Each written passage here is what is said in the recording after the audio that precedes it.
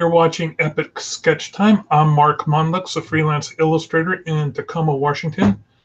And I do a comic called The Return of Stickman, and also The Comic Critic Presents Seldom Seen Films. And you can see both of those books available for sale on my link down below in the doobly-doo.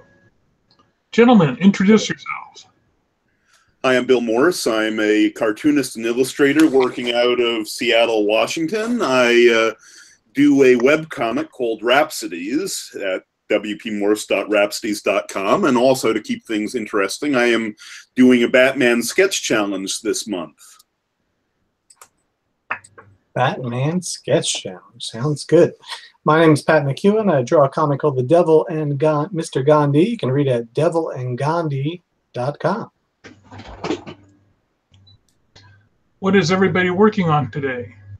I was planning on doing some brainstorming for a promotional poster for the strip. I was sort of briefly thinking of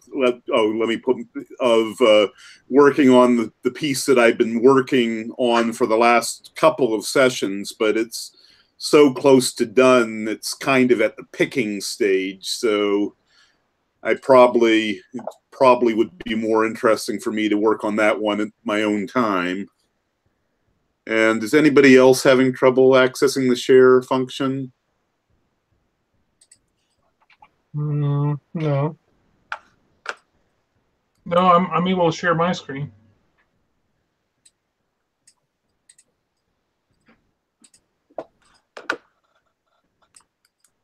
This is weird.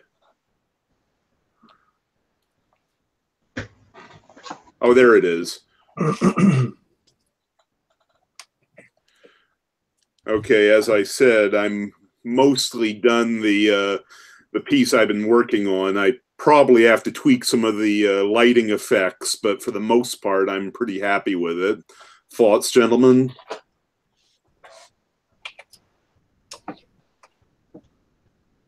I like it.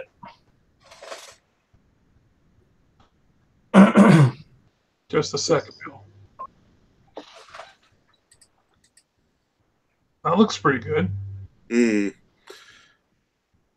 Yeah, I might make the light a little more orange, but otherwise, I think I'm mostly happy with it.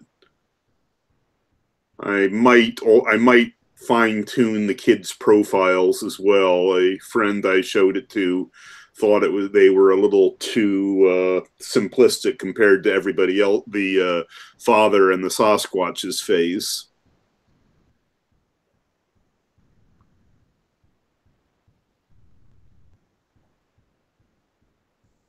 Well, I like how the kids' faces are just kind of focused on the father, which is fun because they're not seeing the Sasquatch, which is good. Oh, the boy might be seeing him, but certainly the girl is looking at the father. And I think their mouths are just kind of agape, which is, I think, very appropriate. So okay, cool. For some reason, I'm gravitating towards the lighting you did on the tree over the Sasquatch's shoulder. I like how the lighting on the tree draws your eyes to the Sasquatch. I like that. Okay. Cool. Thanks.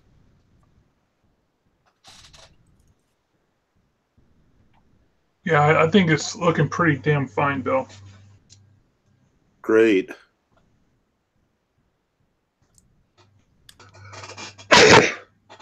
So I'm trying to decide. This is my movie monster that I'm going to be drawing this week. And it's Obscure Aliens from I Married a Monster from Outer Space. Oh, good. I thought that was what it was from, but it was at enough of an angle that I wasn't completely sure. Now, the difficulty with this is to decide what color to go with. Do I go with green or do I go with orange? I don't remember any color of it. What was it in the poster? Well, that's just it. In the poster, it was a tinted green, but that was just done for style effect. Mm-hmm. I have no idea if this thing was actually, and a lot of people go by green because it's represented as this. It's basically a ruby lith overlay green saturation on top of a black and white photo. But that's not to say that it was green in the movie.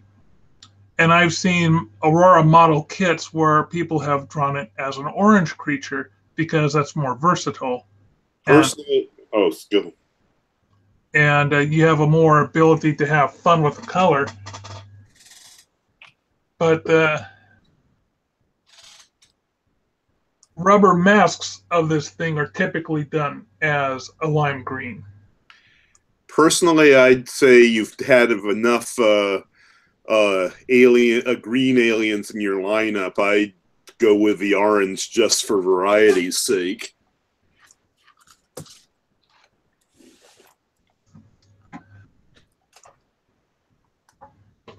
I am truly torn because if I go with the orange, everybody knows why I would be doing it. It's because I saw the Aurora model kit. Yeah, it's a tough call.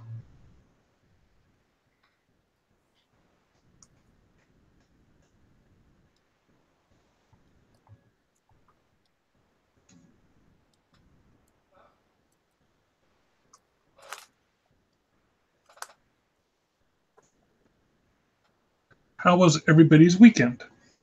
Pretty good. I finally risked riding my bicycle after 3 weeks. Your knees still giving you problems? It was sort of a case of where it's mostly healed up, but as I said, there's enough of a twinge that I was being cautious.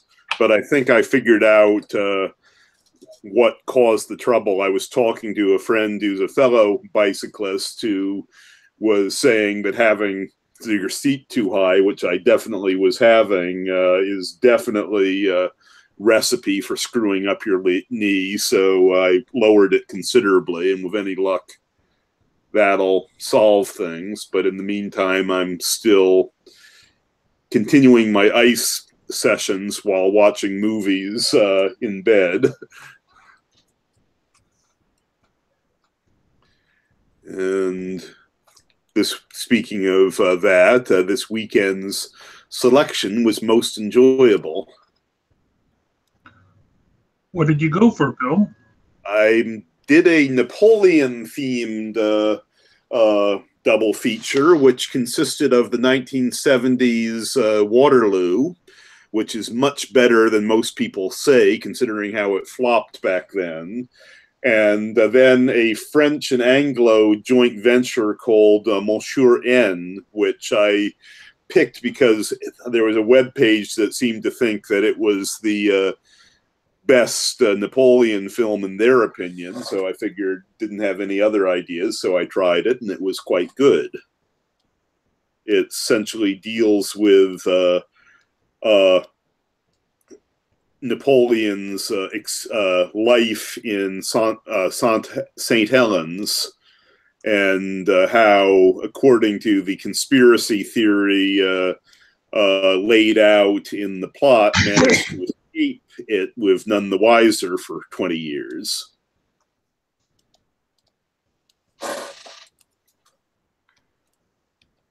And I thought it was a little heavy-handed in the end, but for the most part, I definitely enjoyed it.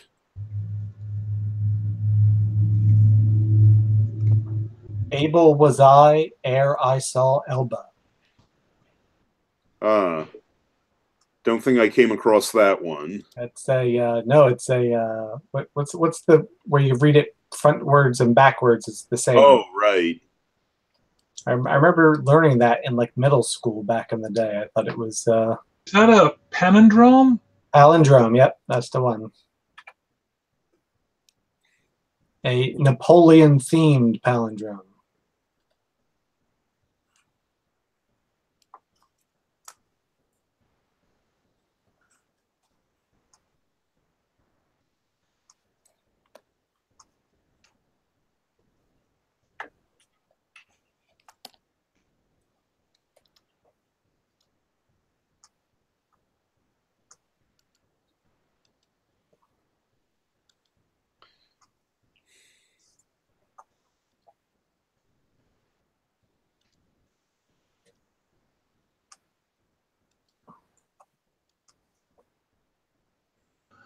I saw Pacific Rim this weekend. Oh yeah, I saw you gave it 3.5 stars on Letterboxd. Yeah, I give it a 7 for as a kaiju movie, Uh-huh. and I would give it at least a 6 as a regular movie. But since it's obviously a kaiju movie, you got to rate it as a kaiju movie. Okay. As I came across a YouTube reviewer who I normally enjoy, who very much did not like it. Well, there's a lot not to like in it. Mhm. Some people will not like the fact that it's trying to appeal to a younger demographic. Some people will not like it because it's obviously not Del Toro. Um, while he was there to help with approval on some of the sketches, he wasn't too overly involved in it.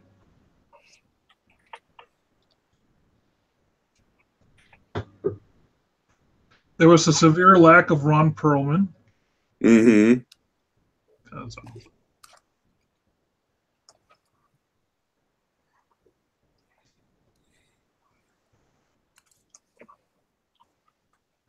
Meanwhile, I have various friends who want me to go see In a Quiet Place with them.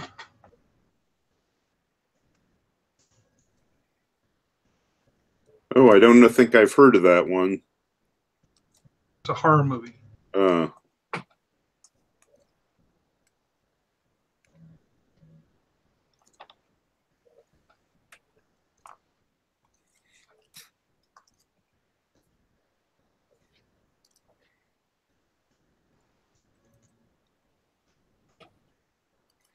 Yeah, I mean, the one that's still on my schedule, which I have on my list that I haven't gotten around to yet, is Isle of Dogs. But other than that, well, Infinity Wars is coming up. But that's still a couple of weeks away. And even more weeks than that, considering the friend I usually watch these kinds of films with does not like to go on the first week because of the crowds.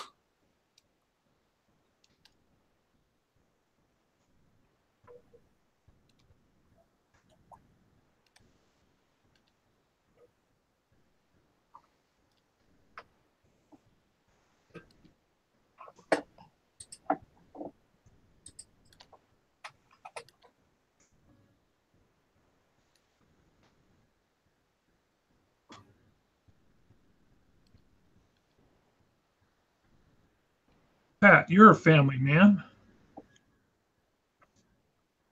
How old are your kids? I have no kids. Oh, I thought you were a family guy. No, no, no, I thought that's why you never got out to see movies. no. No, I used to be a movie fiend back when I was in high school and college, and then something happened. I don't know what, but now I barely go to like 1 or 2 movies a year. And some of my more recent movie experiences have been seeing re-releases of movies. My wife and I went to see the Princess Bride when they put that back out in theaters. Oh. And we went to see Ghostbusters when they brought that back out too.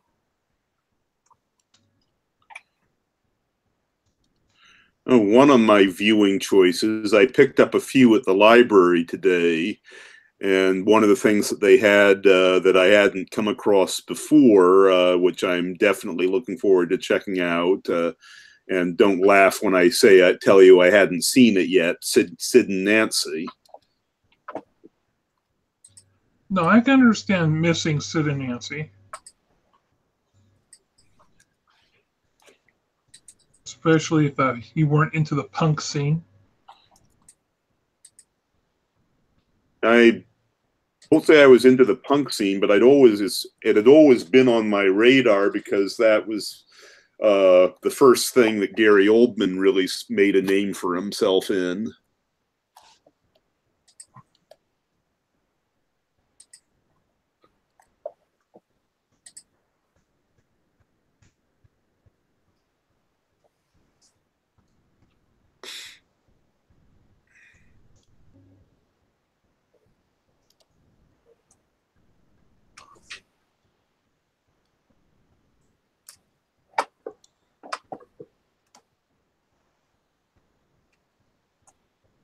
Over this weekend, I saw the new incarnation of Stephen King's It. Ah. And you know, I prefer the miniseries, I'd say. I too preferred the miniseries. So, on the screen right now, can you guys guess what movie this is? Alien is from. That is from Enemy Mine. Very good. So I'm going to show how I constructed this. It's Did a pen and ink, and then the uniform I kept relatively simple. A bass tone, a secondary bass tone, slightly lighter. Then I started adding in some color highlights. Then this is my tone layer, which is a percentage of a black, and then my tint layer, which is a percentage of a white. So I was fairly pleased with how well that came out. I might still go in and add some yellowing, or to the eyes and to the teeth, but I wasn't sure how well that would start out when I started doing it. The color on it, I mean. Let's see, I also did another one. Let me pull that up.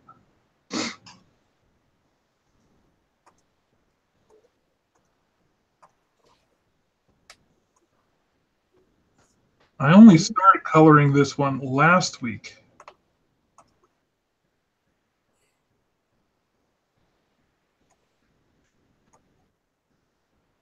So I thought I'd show you guys how it came out. The reason I'm extending out the edges is so that when I decide to do an 11 by 17 print, I'll have plenty of crop room, but a lot of this just won't be there. So this is the beast with a million eyes. Know the name, but nothing else about it. Really bad movie. I added a little bit of a purple tinge to the tint, the little antenna, little high white lights. Then the tone is more than just a black. It's a bit of a dark blue.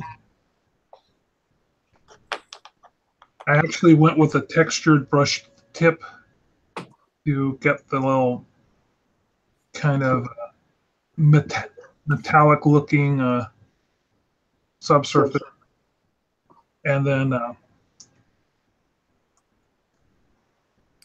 the red and the yellow on the eyes. So that was relatively easy to do.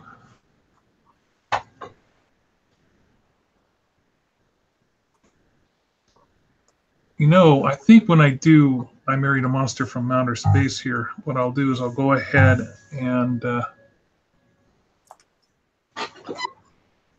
do it green, and then change my levels and see what it'll look like if I decide to go back and do it as a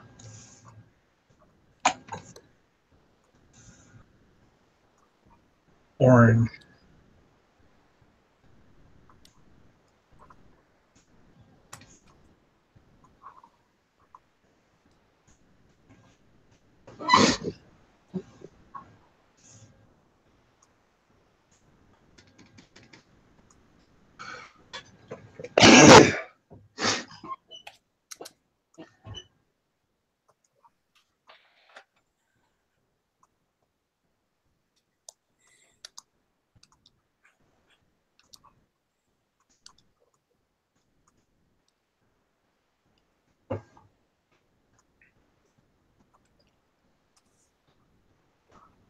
So I think one of the reasons why Russ isn't here today, he was supposed to join me in another drawing session earlier today. Mm-hmm. We're going to go out and have lunch. But his car died on him and turned out it was a bad battery. So I'm guessing he's playing catch up with that right now.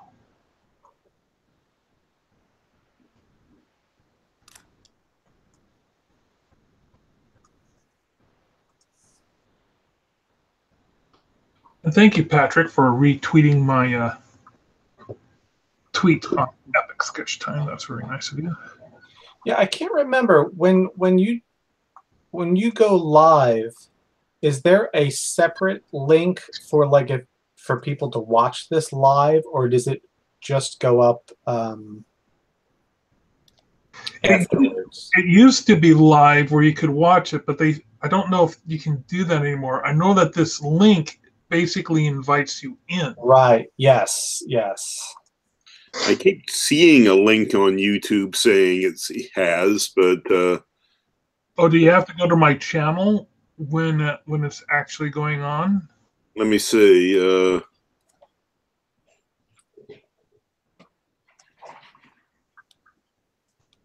Yeah, I have a link to your channel that says you're live.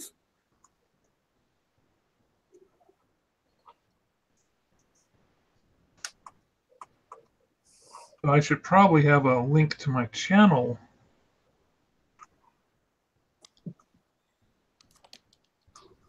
But can you watch live?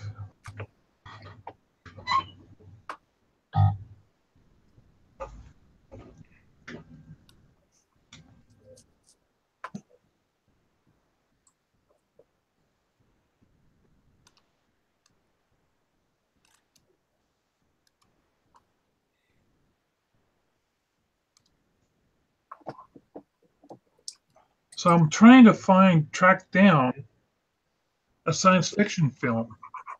Yeah. It's called 5. 5. Yeah, it came out in the 50s or the early 60s. It was a end of the world movie. Mm-hmm. And in the movie,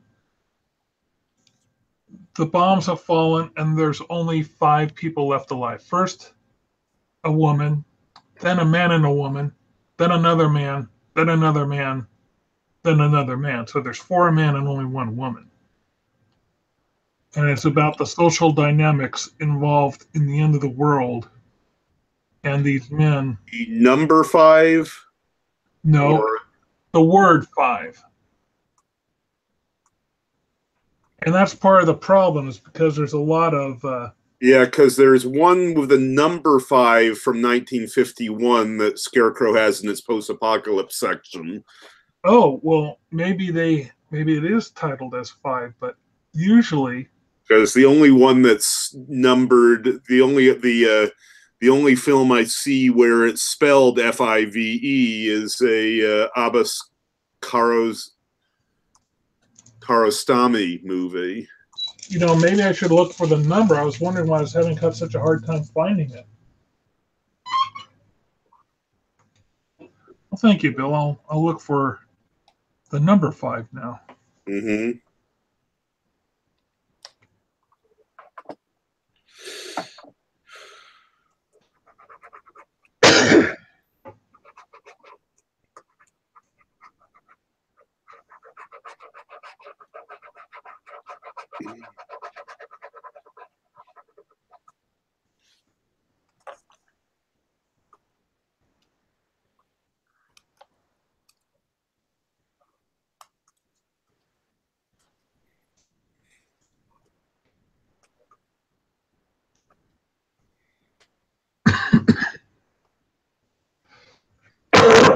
Sorry about that.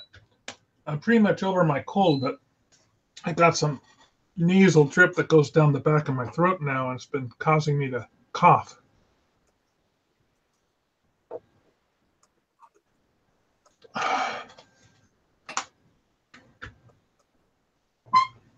I'm also slightly bummed out because one of my drawing gigs which I had turned down other work to do, got canceled. So that's always a bummer. Mm. It wasn't a set in stone thing. It was still several months out, and they hadn't made a deposit. But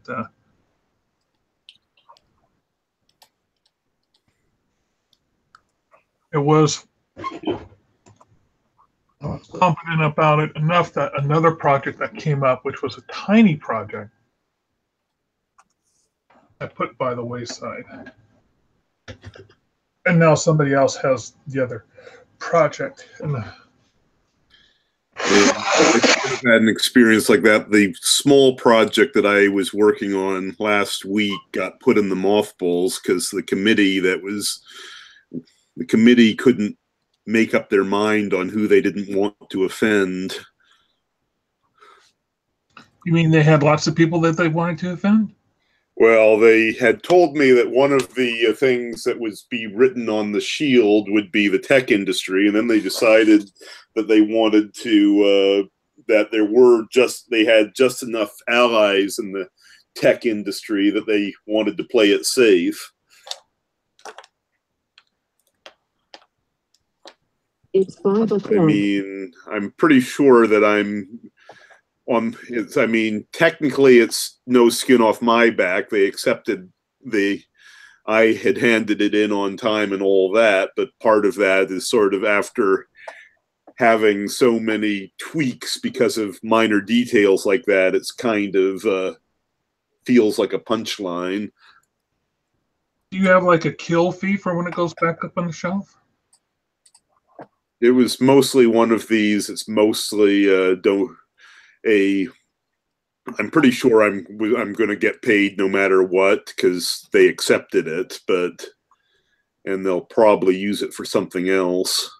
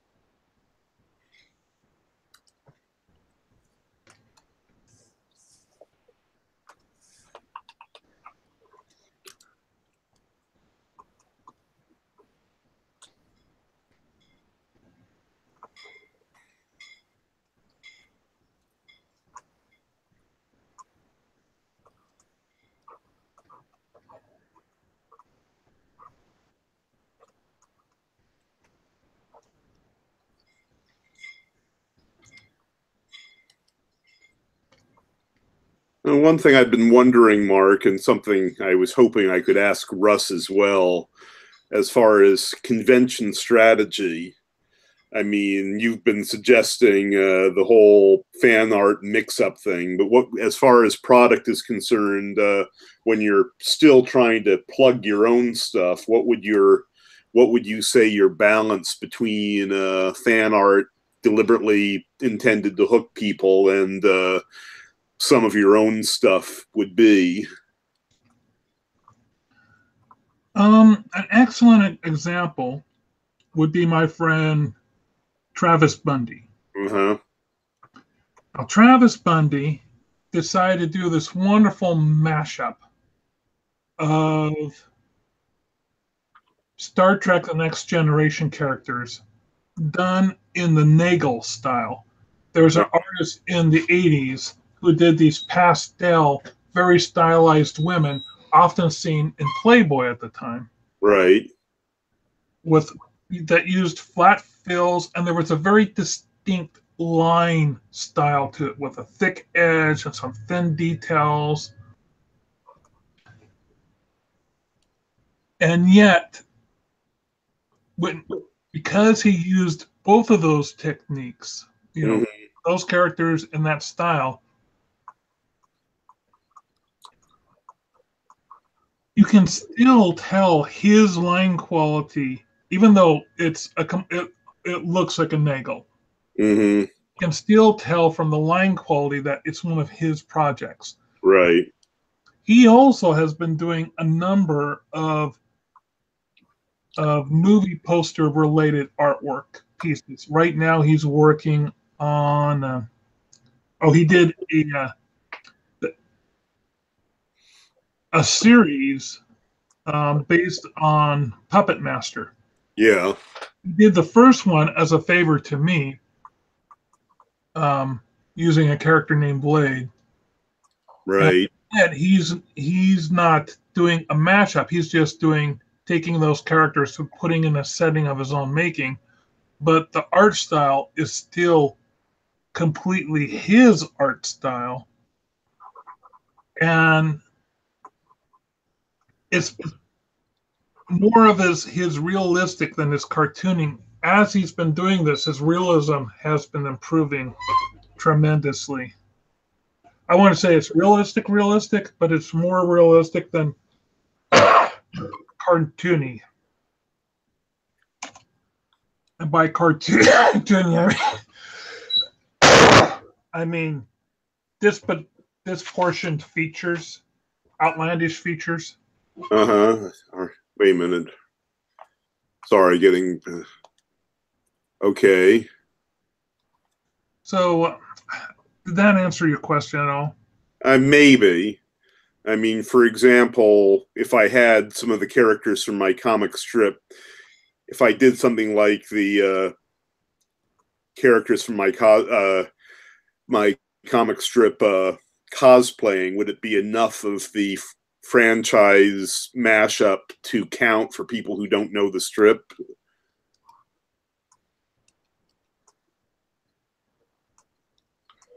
Or I think so. I said actually, it didn't seem to really matter when you did that wonderful mashup with the two people, the characters from Game of Thrones. Right. The fact that there's a large person and a small person, no one out, the few people that know your strip would recognize those characters, but everybody else was just going for the fact that these were people in cosplay. Right. So you think that one would work as product? Yeah, I think that one would work as product, especially given that line. That's an excellent line. Mm-hmm.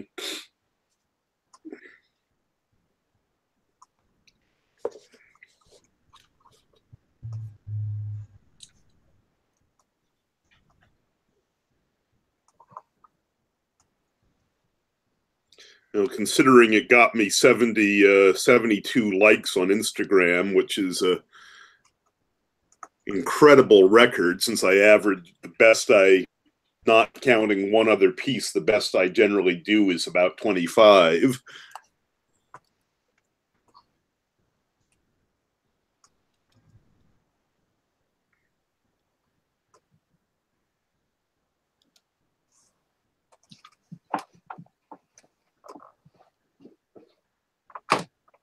I'm trying to decide which side I want the shadows on this hand to fall, and I think I want to have them fall. Usually I have the reflection coming off of the left-hand side. I think I want the reflection coming off on the right-hand side this time.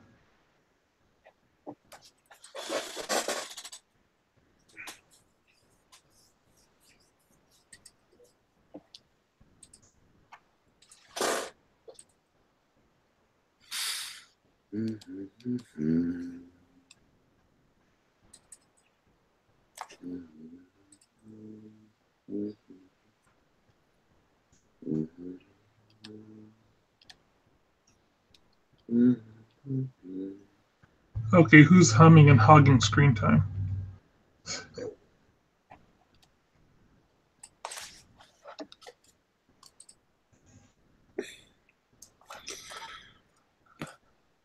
Sorry, I was listening to the soundtrack to Hair this afternoon, and that damn thing creates way too many earworms.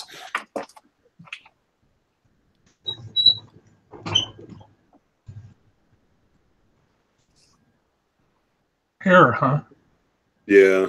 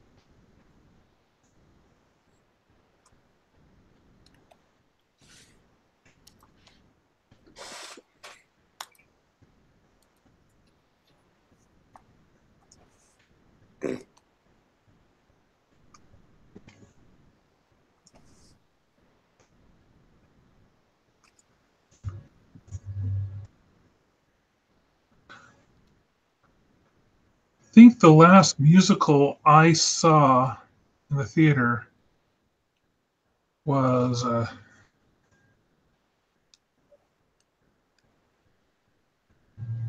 I was going to say Les Mis, but that's not true. I saw Monty Python and the Holy Grail. That was the last musical I saw in the theater.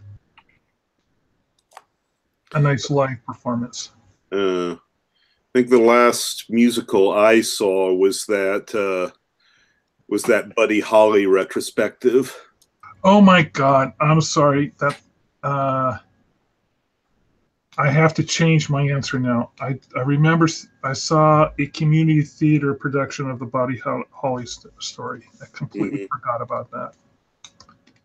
Yeah, that was good. I had it was the year I had season tickets at Fifth Avenue Theater.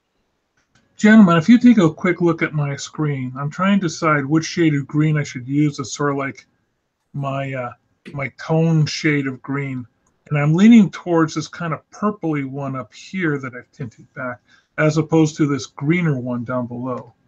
What are your thoughts? Which one contrasts more?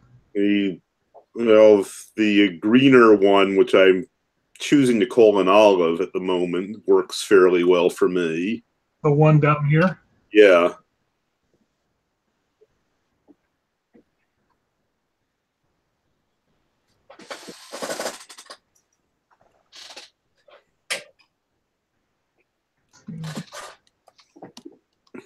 What's your thoughts, Pat? You know, it's kind of weird. When I am like doing shadows and highlights on my art, I tend to go very kind of conservative, and I'll just do like a darker shade of that color, that's what I prefer. And even visually, when I look at what you're doing now, I'll say, yeah, I'll agree with Bill. I like the green, the darker green better. But then when I see other people's like finished products, and I see that they've done like shadows and highlights with like complementary and or contrasting colors, not necessarily a gradation of the base color, I'm always like, oh, I should have done that. Yeah, I should have, like, I think that's what I like last week when, or the week before when you were finishing up the Reanimator poster. Like, I like the kind of, the contrasting color as a highlight or a shadow, but if I'm being honest, I do like just the darker version of green. Hmm. So that's a really vague non-answer for you. No, it is. It's a good one because my instinct for years has always been to, like you say, just go for a darker tone part of it. But I have been finding that when I use a darker, slightly off color, I've been getting a better results. Like here, I'll pull up one.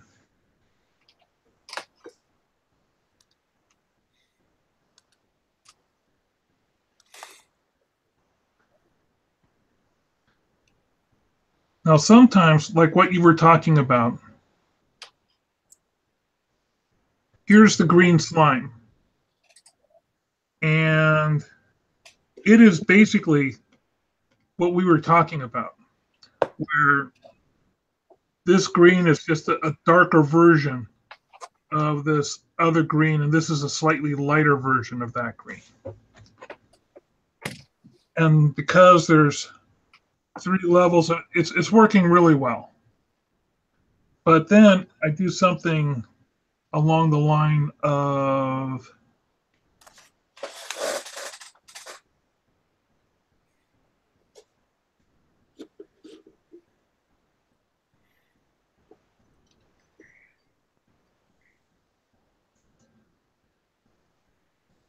Right, the shadow's like a purple.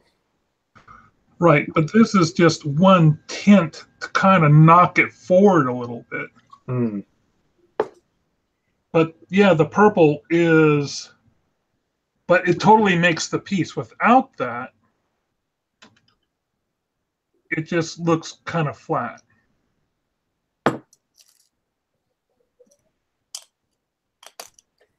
And it really makes a difference.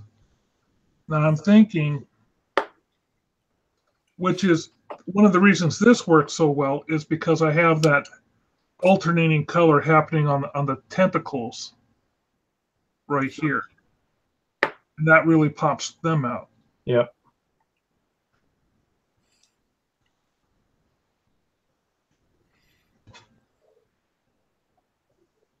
But because on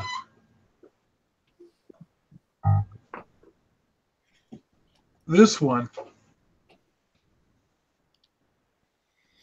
I'm not going to be doing any of that. I think what I really need to rely on is some strong alternating colors. Like I'm going to put in a strong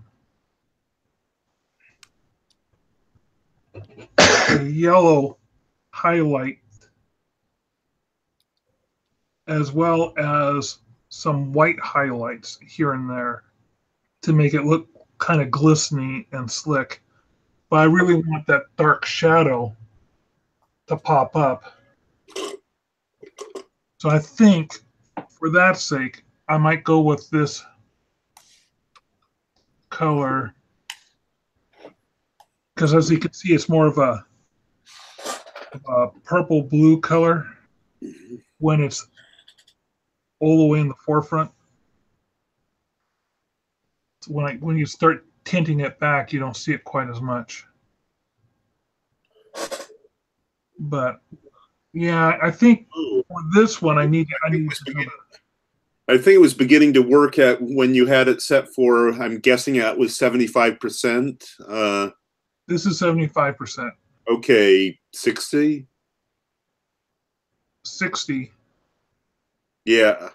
And then this is 50. That's 40.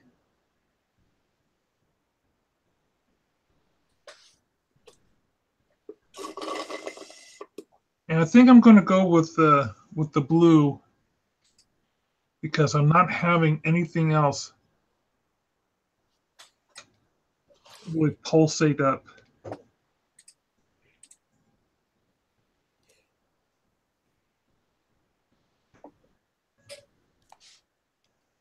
One is that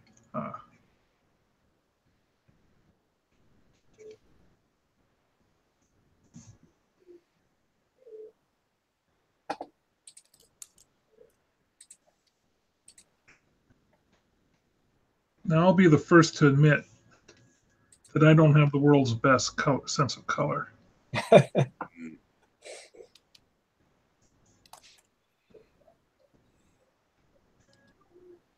Yeah, I'm always thoroughly impressed when I see like a comic book or an illustration that's just perfectly colored and adds an element to the storytelling with the color, whether it's shadow and highlight or like a street light or like a neon light shining in the face of someone, and it's done really well. I'm always like, wow, like that's I should like make an effort to like learn those skills.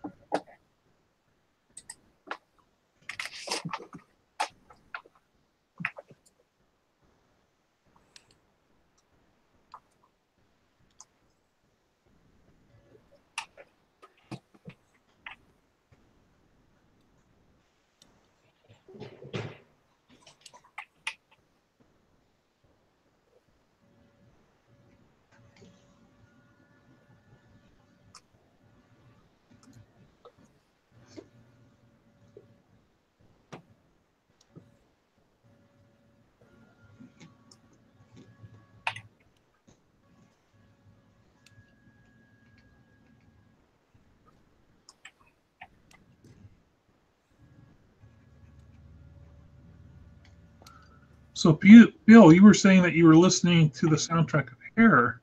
Yeah. Something we've never really talked much about is our various tastes in music. Pat, what have you been listening today? So I have a fairly lengthy commute to and from work, so I get to listen to quite a bit. Mostly audiobooks, but then I get to a point where I switch over to music. And so today, let's see, I was listening to Brandi Carlile. I'm a big fan of hers. I have several of her albums. And Nathaniel Rateliff and the Night Sweats are two albums that I've been enjoying. Brandi Carlile's The Story, and whatever the newest one is from Nathaniel Rateliff and the Night Sweats.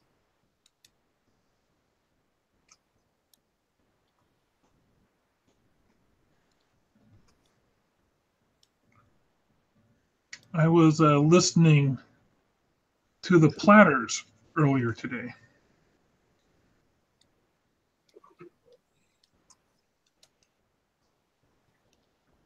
And I also tend to listen to, as you could imagine, movie soundtracks. Mm-hmm.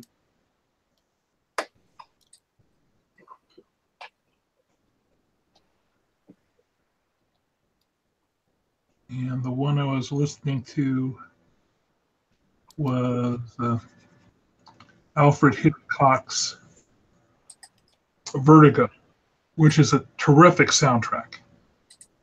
Yeah, didn't he have a regular composer, or am I getting him mixed up with someone else? I don't know, Bill. I'd have to go back and look. I honestly couldn't say. Yeah, I mean, as far as there's several directors who definitely have a preference. I mean, Burton and Danny Elfman, and then Hayao Miyazaki and Joe Hisaishi. Those are the only two that come to mind when I say, wait a minute, Kurosawa had a regular guy who I'm blanking on completely.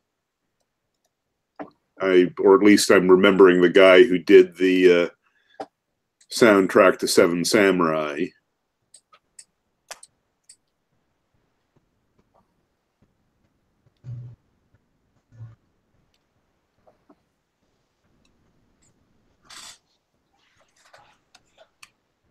I'm also a big fan of the guy who did the soundtrack for The Good, the Bad, and the Ugly, a number of other westerns and stuff. Yeah, not Ennio Morricone. Yes. Love his music.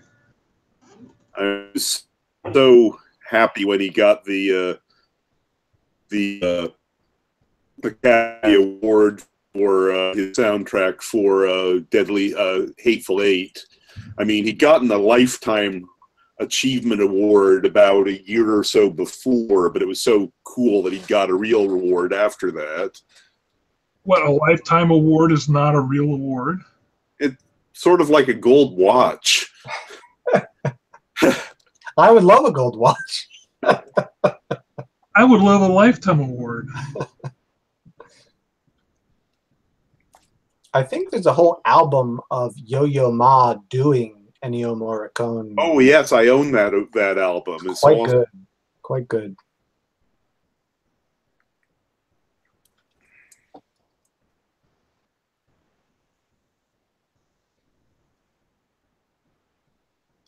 Gentlemen, I think I'm going to take off just a couple minutes early tonight.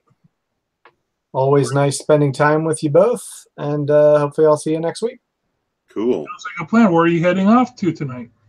Oh, just to get something to drink and get ready for bed.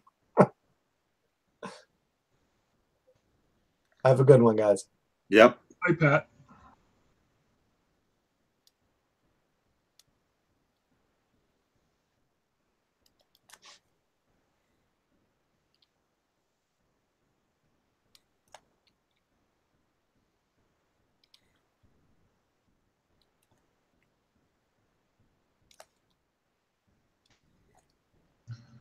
So, Bill, have you thought much of what you're going to be picking up at the Scarecrow video this week?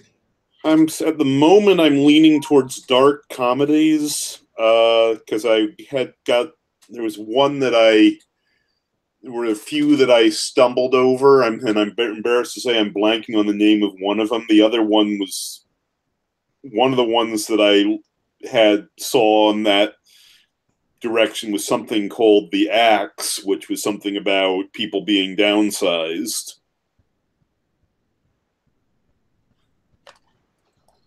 And I wish I could remember the name of the one that has me thinking of that. And I have a little bit of time to... But as I said, I was really happy with how the Napoleon theme went.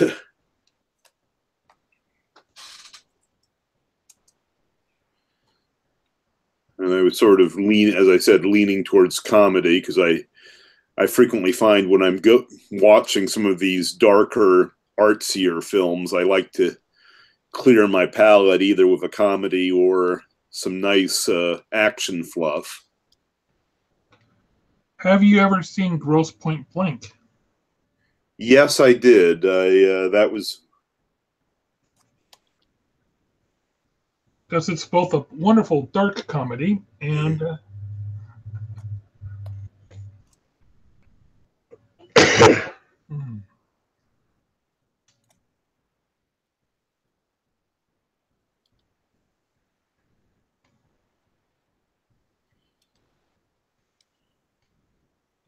trying to remember what my theme was when I was doing Grosse Point Blank. It might have been John Cusack films.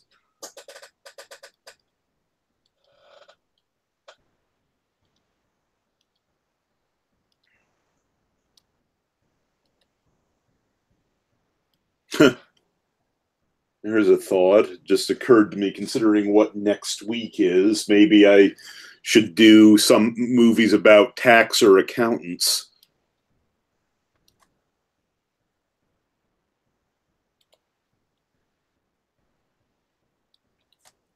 in which case I would recommend Stranger Than Fiction.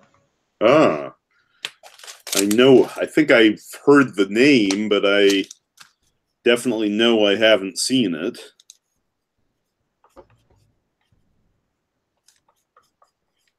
The premise of the movie is this woman is writing a book. Mm-hmm. And as she's writing the book about this man who's an accountant, a taxman, Mm-hmm. a guy in real life is hearing her doing the narration to his life. I do. I remember seeing the trailer for that. It is wonderful. It's a wonderful comedy. It's got Dustin Hoffman. Let's see who else is in it. I'm trying to remember. The Will Ferrell. He was the guy who was being. He's the accountant, and I personally think it's one of his better movies. Cool. I mean, I don't pretend that I'll ever be a fan of Ferrell's, but for better or for worse, he's good at what he does. Because he plays it so low key and not over the top, Mm-hmm. I think he does an excellent job in it. And it's I would say it's my favorite Will Ferrell movie. Uh-huh. I'm trying to think of another taxman one. Nothing else is coming to mind. Oh, there's The Accountant, which is not a comedy, but it's an action movie. Mm-hmm.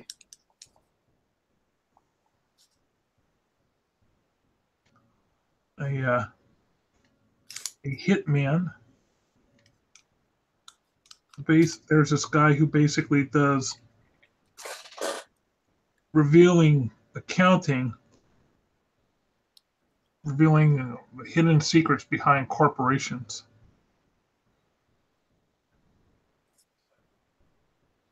And that's a fun movie, but more just for the action part of it. Interesting premise. I won't go into it too much. Oh, cool. That's a good start. It is 5:30. You have watched another episode of Epic Sketch Time. Thank you for joining Pat, Bill, and myself here.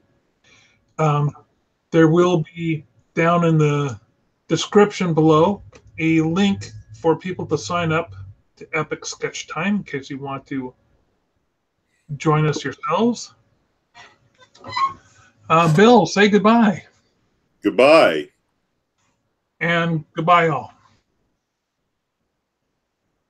As soon as I can get my mouse to click the stop broadcasting button.